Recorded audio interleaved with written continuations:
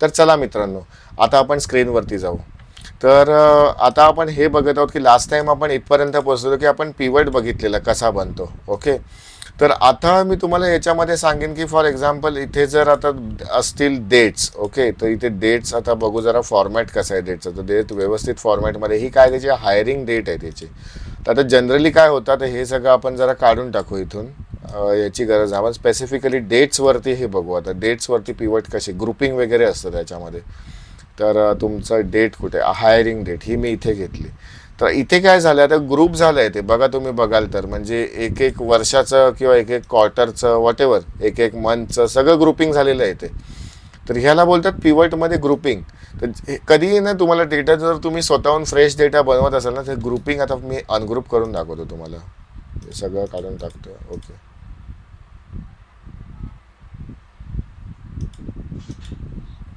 Okay, तर तुम्हाला असा डेटा कधी पण येईल. हे सगळे डेट्स आले तुमचे जे त्या डेटामध्ये प्रेझेंट आहेत तसे. पण आता तुम्हाला पाहिजे की आपण म्हणूया की मंथ वाईज मला ग्रुपिंग पाहिजे. तर ग्रुपमध्ये जा इथे. ओके, आणि मंथ वाईज मला ग्रुपिंग पाहिजे त्याचं. तर ते बघा जानेवारीमध्ये काय, फेब्रुवारी. आता इथे आपण ना काहीतरी एक व्हॅल्यू घेऊन ठेवूया आपण. जसं आपण घेतलेलं एम्प्लॉई नेम. ओके, म्हणजे आता डेटा काय सांगतोय की जानेवारी ह्या मंथमध्ये 88 एम्प्लॉईज आले, फेब्रुवारी ह्या मंथमध्ये 86 आले. तर पण हे आता तुम्हाला वाटत नाही हे ग्रुपिंग जे आपण केलं आहे ते चुकीचं आहे. कारण चुकीचं नाही बोलू शकत. यांनी काय केलं आहे, मंथ फक्त घेतलं आहे. आता मंथ जानेवारी कुठल्या सालातला जानेवारी हे पण तर आपल्याला पाहिजे. तर इथून जाऊन तुम्ही परत ग्रुपमध्ये जाऊ शकता आणि तुम्ही इथे इयर्स ॲड करू शकता, म्हणजे कुठल्या इयरचा कुठला मंथ आहे. ओके, आता इथे तुम्हाला व्यवस्थित कळत आहे की जानेवारी 1992मध्ये हा हायर झालेला होता, एप्रिल 1992. तसं सगळीकडे इयर आले. तर कधी कधी तुम्हाला क्वार्टर वाईज डेटा लागतो. ओके, तर क्वार्टर वाईज डेटामध्ये काय करायचं, इथे परत ग्रुपिंगमध्ये जायचं आणि इथे क्वार्टर्स हे जे आहे क्वार्टर्स दाखवायचे. म्हणजे क्वार्टर म्हणजे काय, एप्रिल सॉरी जानेवारीपासून आपण स्टार्ट केलं ना, तर जानेवारी फेब्रुवारी मार्च हा क्वार्टर 1 झाला. JFM बोलतात त्याला, JFM. ओके, एप्रिल मे जून AMJ, एप्रिल मे जून हा क्वार्टर 2 झाला. एप्रिल मे जून. त्याच्यानंतर येतो जुलै ऑगस्ट सप्टेंबर, JAS हा झाला तुमचा क्वार्टर 3. ओके, आणि क्वार्टर 4 तुमचा काय झाला, OND, that is October November December. हे तुमचं कॅलेंडर इयरप्रमाणे झाले. जर तुम्ही फायनान्शियल इयरप्रमाणे बघताय तर एप्रिल मे जून, एप्रिलपासून स्टार्ट होतं आपलं इंडियन फायनान्शियल इयर. एप्रिल मे जून पहिला झाला, जुलै ऑगस्ट सप्टेंबर दुसरा झाला, ऑक्टोबर नोव्हेंबर डिसेंबर OND हा तुमचा तिसरा झाला, Q4 quarter 4 Q4, Q3 Q2 असं आहे. आणि चौथा तुमचा जानेवारी फेब्रुवारी मार्च हा तुमचा Q4 म्हणजे क्वार्टर 4 झाला. तर हे तुमचं क्वार्टरचं बायफर्गेशन आहे. आणि ग्रुपिंग असं करतात पिवटमध्ये. तर राईट क्लिक मारून इथे ग्रुपमध्ये गेलात ना की तिथे आता सध्याला आपण सगळं अनग्रुप करून जर टाकलं ते बघा सगळे त्याचे तारखा आले, ह्या तारखेला किती जण होते, ह्या तारखेला किती जण होते. तर ग्रुपिंग आता आपण बघितलं.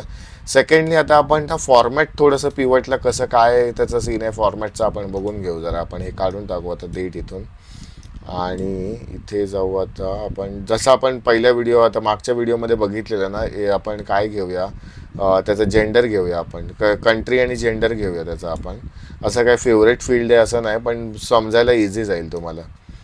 ओके, तर जेंडर सॉरी हे बघा जेंडर इथे घेऊया आणि इथे तुम्हाला काउंट ऑफ किती एम्प्लॉईज आहेत. ओके, तर असं आहे ते जेंडर हे. जर तुम्हाला ते पिवट फॉर्मॅट करायचं असेल तर इथे डिझाईन टॅब, आता बाहेर असताना माऊस तुमचं डिझाईन टॅब आणि काही दिसणार नाही कारण तो पिवट सिलेक्टेड नाही. जर तुम्ही या पिवटमध्ये गेलात आणि डिझाईनमध्ये गेलात ना तर इथे तुम्हाला त्याचे सगळे फॉर्मॅट्स मिळतील. वेगवेगळे लुक्स आहेत सगळे, तुम्ही कुठला पण लुक त्याच्यातलं सिलेक्ट करू शकता. त्याचे कलर स्कीम्स वगैरे पण चेंज करू शकता. तर ते तुमचं लाईक पर्सनल सगळं एक्सप्लोअरसाठी मी सोडून देतो. कसे करायचे ते सांगून ठेवतो मी, तुम्ही एक्सप्लोअर. पण ते थोडंसं म्हणजे हे आहे, कॉम्प्लिकेटेड आहे त्याचे कलर्स वगैरे चेंज करणं. मी तुम्हाला दाखवून ठेवीन नंतर ते ॲडव्हान्स स्टेजमध्ये ते दाखवतो मी कलर्स त्याचे कसे डिफाईन करायचे असतात ते. ओके, किंवा एक सांगून ठेवतो मी बघा, न्यू पिवट स्टाईल इथे गेलात ना तुम्ही, की इथे तुम्हाला डिटेलमध्ये मिळतं होल टेबलचा काय कलर पाहिजे, रिपोर्ट फिल्टर लेबलचा काय, म्हणजे हे ना खूप डिटेलमध्ये आहे. हे तुम्हाला स्वतःचे कलर डिफाईन करायचे असतील तर हे जनरली कोण करतं माहिती आहे, ते आपल्या टीममध्ये म्हणजे आपल्या कंपनीमध्ये मार्केटिंगवाले जे असतात ना, हे एक सेट करून तुम्हाला टेम्पलेट देतात कधी पण कंपनीचं, तर त्यांचं काम असतं हे जनरली. तर ते तसं तुम्ही करू शकता इथून फॉर्मॅट. आता आपण जाऊया नको, खूप वेळ जाणार त्याच्यामध्ये आणि खूप डिटेल आहे ते, अगदी तुमचे 4-5 तास वेस्ट होतील त्याच्यामध्ये. असं तुमचं फॉर्मॅटिंग करू शकता. हे बघा थोडं वेगळं फॉर्मॅट झालं, इथे तुम्ही गेलात तर हे एक वेगळं फॉर्मॅट झालं. तर आता आपण क्लिअर करूया, आपण जसं होतं तसं आपण फॉर्मॅट काहीच नाही ते इथे म्हणजे क्लिअर करून टाकलं आता आपण. ओके, तर हे एक झालं तुमचं. आता नेक्स्ट तुमचं फॉर्मॅटिंगमध्ये जर बघाल ना, तर आधी होतं तसं आपण करून ठेवू आपण असं. ठीक आहे, चला हे फॉर्मॅटवरती. आता तुम्ही जर इथे बघाल तर रिपोर्ट, आता फॉर एक्झाम्पल मी जसं सिटीमध्ये दाखवलं आहे, आता ही ही तुमची एक समरी झाली. समरी प्रेझेंटेबल पण असली पाहिजे तुमची कधी कधी. आता फॉर एक्झाम्पल मी सिटी अजून एक घेतो याच्यामध्ये ऑप्शन, जसं आपण मगाशी घेतलेलं सिटी घेतलं.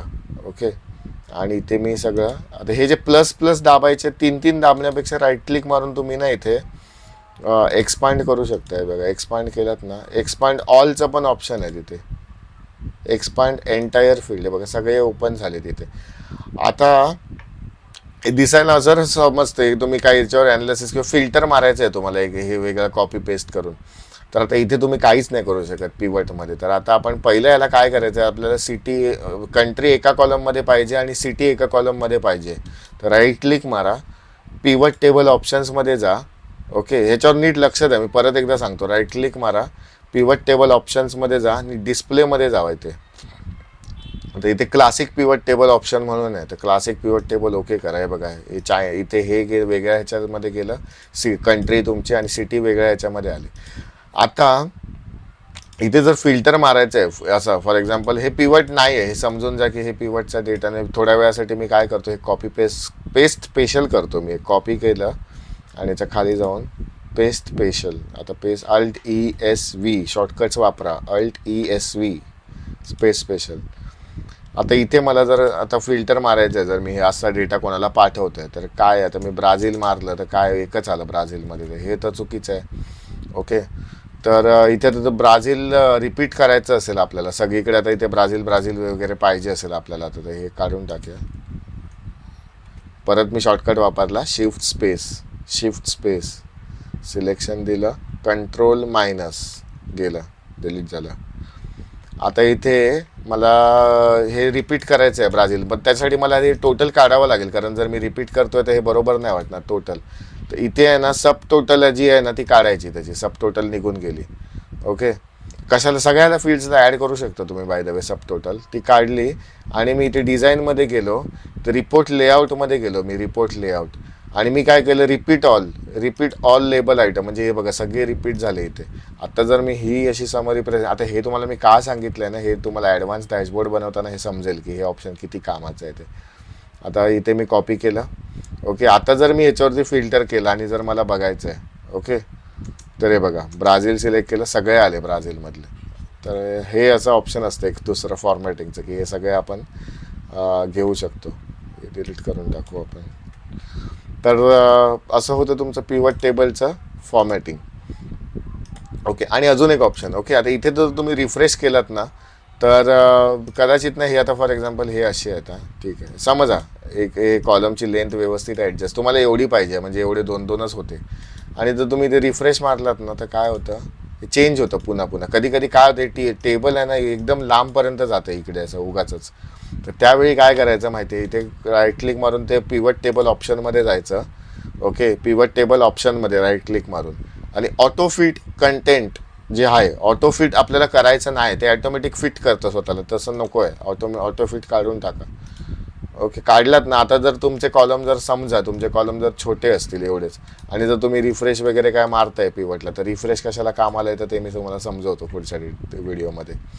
तर इथे तुमचं काय झालं, हे रिफ्रेश जरी मारलं ना तुम्ही, ते कॉलम तसेच राहिले. आता हे जर फंक्शन तुम्ही परत चालू केलं त्याचं ऑटो फिटचं चालू केलं, तर हे बघा त्याचं ऑटोमॅटिक त्यांनी फिट करायला सुरुवात केली. तर कमी केलं आणि इथे जर रिफ्रेश मारलं, ऑटो फिट झालं ते.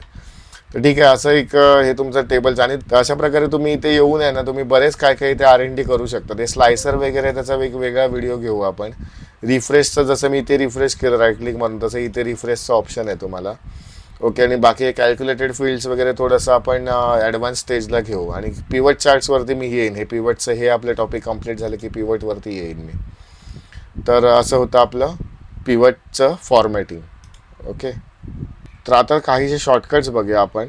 तर आता इथे हा डेटामध्ये आलो आहे मी. डेटामध्ये आता फॉर एक्झाम्पल मला सॉर्ट करायचं आहे डेटा. हा असं आता सॉर्ट करायचा आहे डेटा. तर मी काय करणार इथे Alt+DS. ओके, Alt+DS हे सॉर्ट केलं मी. DS अल्ट दाबून सोडून दिलं, हे सगळं केलं. आता मला IT आणि हे फायनान्स प्रमाणे करायचं आहे मला, म्हणजे डिपार्टमेंट वाजता. इथे मी डिपार्टमेंट घेतलं. आता इथे तुमचं हेडर सिलेक्ट केलेले आहे. आता हेडर नको असतील ना, तर तुम्ही नाही, म्हणजे हे हेडर्सच नसतील तर ते अनसिलेक्ट करा. तिथे डिपार्टमेंट घेतलं मी. ओके, डिपार्टमेंट घेतो आहे. ओके, आणि ते बघा अकाउंटिंगवाले ABCD वाईज येतं ते पहिलं. जर तुम्हाला उलटं करायचं असेल तर उलटं Alt+DS उलटं करू शकता. Z2 आहे बघा, उलटं झालं ते सगळं. म्हणजे अल्फाबेटिकली ते आपण केलं. नंबर वाईज पण करू शकता Alt+DS.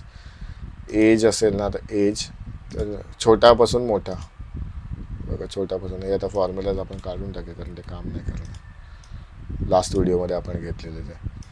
तर 65 वाला वरती आला. तर ते आता आपण स्मॉल टू लार्ज करूया. ओके, छोटा आला. दोन दोन पण एकसाथ लावू शकता. आता तुम्हाला मार्केटिंग पण पाहिजे, ते डिपार्टमेंट पण पाहिजे आणि ते पण. तर आता इथे पहिले डिपार्टमेंटला लावून घ्या. कुठल्या डिपार्टमेंट A to Z मध्ये लावून घ्या. ॲड लेवल केली मी. इथे मी गेलो,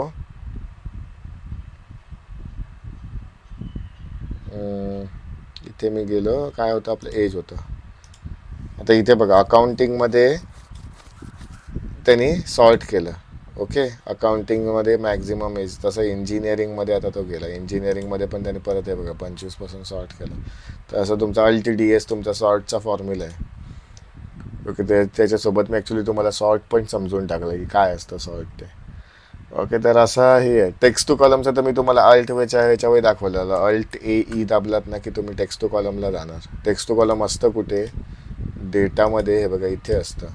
जनरली तुम्ही होमवर अगदी असता इथे. Alt+AE दाबलात ना, सॉरी सिलेक्शन द्यावं लागतं टेक्स्ट टू कॉलमला. Alt+AE दाबलात की तुम्ही याच्यावरती आलात, तुमचा टेक्स्ट टू कॉलमच्या मेनूवरती आलात. नेक्स्ट करा. हे तर तुम्ही माऊसनेच करा. हे जनरली तुम्ही ह्याच्यानं कीबोर्डने करायला जाऊ नका. तर ठीक आहे मित्रांनो. तर जसं की लास्ट व्हिडिओमध्ये मी तुम्हाला आता सांगितलं होतं टिप्सबद्दल, तर मी इंग्लिशच्या बद्दल काही बोलत होतो. आता अजून एक मी तुम्हाला टिप ह्या व्हिडिओमध्ये मी अशी देईन की जेव्हा तुम्ही बोलता, ओके, जेव्हा तुम्ही फेस करता, तर जे तुमचं खाली बघून किंवा बाजूला बघून किंवा इकडे बघून हे बोलू नका तुम्ही. जेव्हा तुम्ही एखाद्या माणसाशी फेस करून त्यांच्या डोळ्यात बघून तुम्ही बोला. ॲटलिस्ट जे तुमचे काही शब्द आहेत ना, म्हणजे जे तुमची वाक्य आहेत इम्पॉर्टंट, जे तुम्ही सेंटेन्स बोलता ते समोरच्या डोळ्यात. कारण काय माहिती आहे, ते कॉन्फिडन्स एक बिल्ड होतो. म्हणजे एक आय कनेक्ट झालं ना की कॉन्फिडन्स बिल्ड होते, कॉन्फिडन्स लेवल कनेक्ट होते. आणि त्याच्यामध्ये ना म्हणजे कसं समोरच्या माणसाला पण वाटतं की नाही बाबा आता तुम्ही खाली नाही, मी ग्रॅज्युएट आहे, आय एम अ ग्रॅज्युएट. मग असं त्याला वाटतं की बाबा खरोखर ग्रॅज्युएट आहे की नाही हा मुलगा. असं पण होतं बऱ्याच वेळा. तर आय टू आय कॉन्टॅक्ट ठेवा. आणि ते खूप इम्पॉर्टंट आहे ही टिप. आय टू आय कॉन्टॅक्टमध्ये बोलण्याचा जेवढा जमेल तेवढा प्रयत्न करा. आय नो हे खूप कठीण आहे आय टू आय कॉन्टॅक्टमध्ये बोलणं, कारण कधी कधी आपण इकडे तिकडे बघत बोलतो. पण जेवढं मॅक्झिमम पॉसिबल करा आय टू आय कॉन्टॅक्ट बनवायला. तर ही होती आजची टीप. आणि मी आज जसं दरवेळी मी बोलतो, मी आशा राखतो तुमच्याकडून की तुम्ही व्हिडिओ सबस्क्राईब करा, हे चॅनलला सबस्क्राईब करा, व्हिडिओज लाईक करा. हे तुमच्यासाठी फ्री असेल, पण माझ्यासाठी नवीन व्हिडिओज बनवायला पुढे खूप प्रोत्साहन मिळेल ह्या गोष्टीसाठी.